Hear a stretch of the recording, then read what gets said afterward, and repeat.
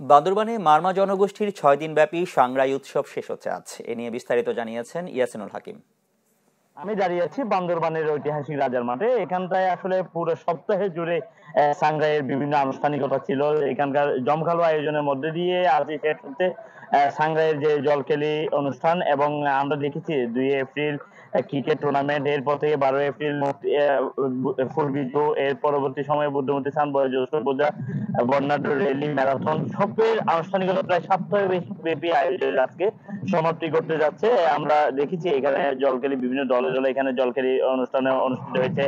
গত ২-৩ দিন ধরে কিন্তু এখানে প্রচুর উৎসব এর আমেজ আমরা বিরাজ করতে লক্ষ্য করেছি। তবে সকল আনুষ্ঠানিকতার আজকে সেই জলকেলি অনুষ্ঠানের মধ্যে দিয়ে শেষ হচ্ছে সাংগ্রাইয়ের যে পানি বর্ষণ সেটি।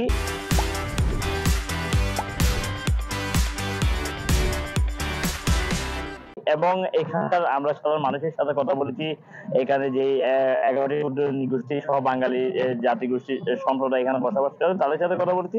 তারা যেটি বলছে, পুরোনো দিনের গ্রামীণ দুঃখ দুর্দশাগুলো ভুলে গিয়ে নতুন বছরকে বরণ করার জন্য এই জলকেলি অনুষ্ঠানের মধ্যে দিয়ে একজন অন্যজনের দুঃখ ভুলে গিয়ে নতুন বছরে যাত্রা হবে, এমন প্রত্যাশা নিয়ে তারা বিভিন্ন আয়োজনগুলো করেছিল। বিশেষ করে পার্বত্য জেলা বান্দরবানের মারমা সম্প্রদায়ের ঐতিহ্যগত সাংগ্রাই মূর্তি পানি বর্ষণকে কেন্দ্র করে সারা দেশ বিদেশ থেকে প্রচুর পর্যটকে এখানে পদচারণায় মুখরিত হয়েছিল। আমরা লক্ষ্য করেছি এখানকার বিভিন্ন জাতিগোষ্ঠীর বিভিন্ন রকমের কৃষ্টি কালচার গুলোকে তারা এই অনুষ্ঠানের মধ্যে দিয়ে তারা তুলে আনার চেষ্টা করেছে। আমরা কথা বলেছি উৎসব উদযাপন কমিটির সাথে। তারা আমাদেরকে বলছে দীর্ঘ ১ সপ্তাহ ব্যাপী তাদের যে আয়োজন ছিল, সেই আয়োজনের আনুষ্ঠানিকতার মধ্যে দিয়ে আজকে সাংগ্রাই উৎসবের জলকেলির মধ্যে দিয়ে এই অনুষ্ঠানের সমাপ্তি ঘটবে।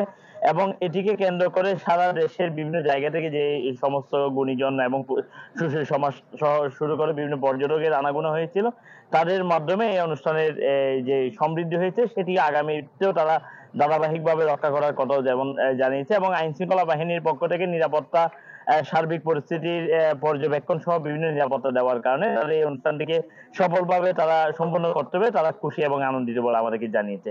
সব মিলিয়ে নতুন বছরকে নতুন ভাবে বরণ করে নেওয়া, পুরানো বছরের দুঃখ দুর্দশা গ্লানিগুলোকে মুছে তারা আবারও নতুন রূপে নতুন বছরকে বরণ করে নিচ্ছে, এমনটাই প্রত্যাশা করছে এখানে যারা উৎসব উদযাপন কমিটি রয়েছিল তারা।